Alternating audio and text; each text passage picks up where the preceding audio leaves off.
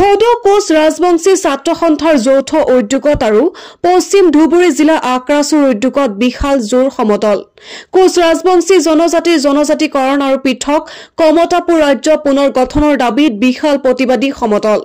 আজি সন্ধিয়া গোলকগঞ্জত থকা জগমোহন বিদ্যাপীঠ খেলপথাৰৰ পৰা প্ৰায় 5 শতাধিক পুৰুষ মহিলাই এই সমতল উলিয়াই বিজেপি চৰকাৰক মুৰ্দাবাদ কোচ ৰাজবংশী বিৰোধী হুঁচিয়াৰ আদি বিভিন্ন শ্লোগানেৰে আকাশ বঁটা কঁপাই তোলে প্ৰতিবাদকাৰীয়ে।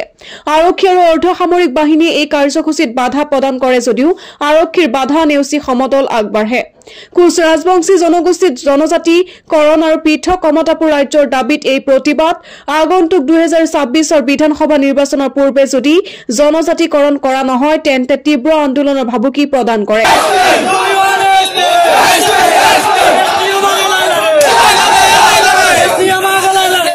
আজি আমাৰ আক্ৰাচুৰ উদ্যোগত আৰু ধুবুৰী পশ্চিম জিলা কমিটিৰ সহযোগত যি আমাৰ জোৰ সমদল ইতিমধ্যে চলি আছে, কিন্তু এই বিজেপি চৰকাৰখনে বাৰে বাৰে কত আমাক প্ৰতাৰণা কৰবে বা ভেমেচালি দেখাবে, কিন্তু বিজেপি সৰকাৰ বাৰে বাৰে আমি কৈ আছো 2026 চনৰ আগত যদি আমাৰ কোচ ৰাজবংশী জনগোষ্ঠীক যদি আমাৰ যে সমস্যা সমাধান না কৰে আৰ যত কোচ ৰাজবংশী যুবক আছে জঙ্গল যাওয়ার জন্য আমরা রেডি আছি।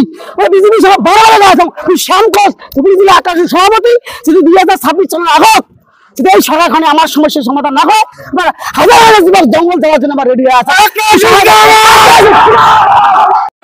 আসিকুর রহমানের রিপোর্ট, ডেইলি 24।